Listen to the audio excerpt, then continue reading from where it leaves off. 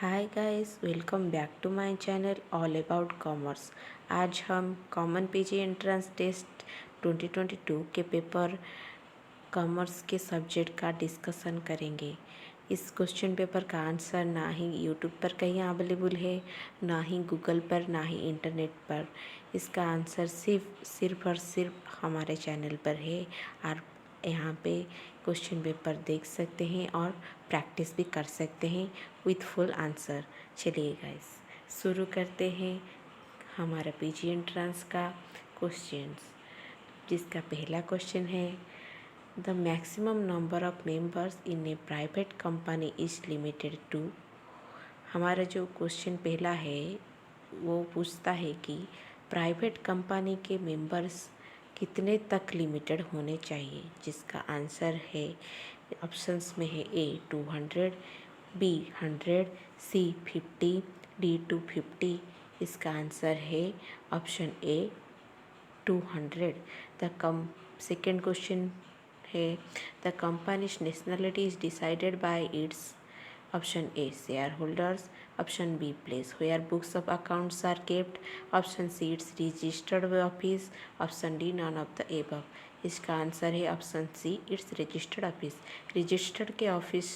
Registered office से हम company का नेशनलिटी पता चला सकते हैं। Question number 3. A company formed by a special act passed either by the central or state legislature is called as option A chartered company, B government company, C statutory company, D private company। इसका answer है C statutory company। Question number 4. Which new type of company were introduced in Companies Act 2013? Option A 1% company, option B associate company, option C small company, option D all of the above। इसका answer है all of the above, क्योंकि companies act 2013 में इन सभी companies को introduce किया गया था पहली बार। Question number 5. In the Indian Contract Act 1872, the term quid pro quo is applied in relation to option A legality of object, option B capacity of parties, option C consideration, option D free consent। इसका answer है option C consideration। Question number 6. According to Sales of Goods Act 1930, which two of the following are defined as goods? Option I movable property, double I grow crops, triple I actionable claims, IV book debt। Choose the correct option। इसका answer होगा option number A I and double I. Movable property और growing crops को sales of goods act 1930 के अनुଯାयी हमारा goods का करार दिया गया है। बाकी एक्शनेबल क्लेम्स और बुक्स ऑफ डेब्ट गुड्स का अंडर नहीं आता है। Question number 7. A finder of goods is under an obligation to restore the goods to the real owner if traceable, and he must take reasonable care of the goods. This relates to option A contract of indemnity, B contingent contract, C contract of availment, D quasi contract। इसका answer है D quasi contract। The objective of financial management is option A management of liquidity, option B maximization of profit, option C maximization of shareholders wealth, option D management of fixed assets। इसका answer है C maximization of shareholders wealth। Maximization of shareholders wealth is the main objective of financial management। Question number 9. Which of the following is not a function of the financial manager? Option A procurement of fund, option B allocation of fund, option C maintaining balance between risk and return, option D maneuvering the share price। इसका answer है maneuvering the share price is not a function of the financial manager। Question number 10. The present value of rupee receivable after 1 year is A more than 1 rupee, B less than 1 rupee, C equal to 1 rupee, D equal to future value। इसका answer है less than 1 रुपी। Present value हमारा वो value of 1 rupee receivable after 1 year हमारा होगा less than 1 rupee. Question number 11. The minimum amount called on the application for the issue of share is dash of the face value. Option number A 1%, option B 5%, option C 15%, option D 25%. इसका answer है option B 5%. Question number 12. Which of the following the term insider trading is related to? Option A brokerage, option B public, option C share market, option D tax. इसका answer है option C share market.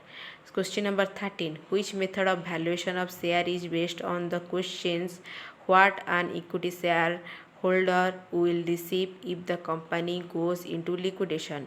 Option A fair value method, option B intrinsic value method, option C dividend yield method, option D P ratio method. ये आपके लिए question है, इसका answer आप comment section में लिख लीजिए। अगर आपको नहीं आता होगा मैं खुद लिख लूँगी कमेंट सेक्शन में। Question number 14. The future value of 1 rupees invested today is? Option number A more than 1 rupee, option number B equal to 1 rupee, option number C equal to present value, option number D less than 1 rupee.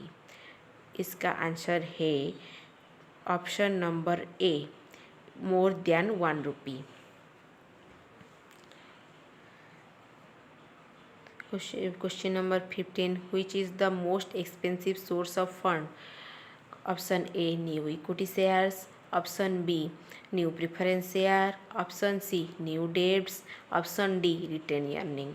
इसका answer है D retained earning. Retained earning is the most expensive source of funds. Question number 16. The Reserve Bank of India started functioning as the central bank of the country since? Option A 1st April 1934, option B 1st January 1949, option C 1st March 1935, option D 1st April 1935. इसका answer है option D 1st April 1935. Question number 17. Which of the following is not a qualitative technique of credit control of RBI? Option number A moral suasion, option number B open market operation, option number C priority sector lending, option number D rationing of credit. इसका answer है B open market operation is not qualitative technique, it's quantitative technique or credit control of RBI. Question number 18. Which of the following stock exchange has its index name Sensex? इनमें से कौन सा stock exchange का index name Sensex है? Option number A Indian commodity exchange limited, option number B Bombay stock exchange, option C Calcutta stock exchange, option number D national stock exchange. इसका answer है option number B Bombay stock exchange BSE। Question number 19. Match list I with list double I.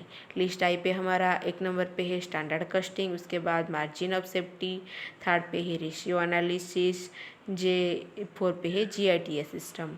List 2 में है I में financial analysis and planning, double I में है sales minus break even sales,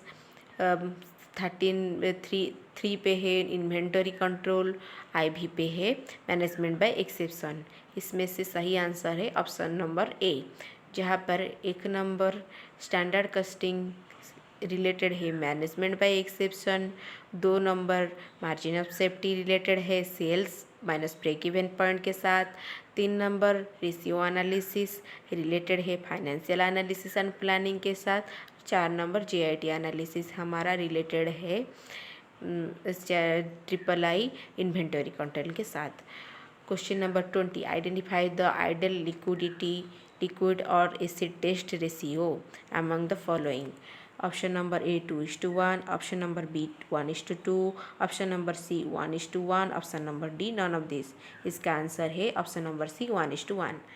question number 21. The direct cost incurred can be identified with option A each department, option B each unit of output, option C each month, option D each executive. इसका answer है option number B each unit of output. हम each unit of output से direct cost incurred निकाल सकते हैं।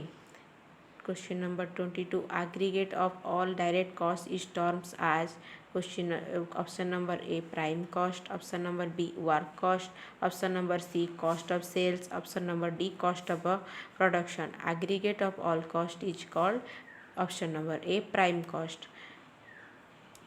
Question number 23. Capital is shown on the liability side of the balance sheet in compliance with which accounting concept?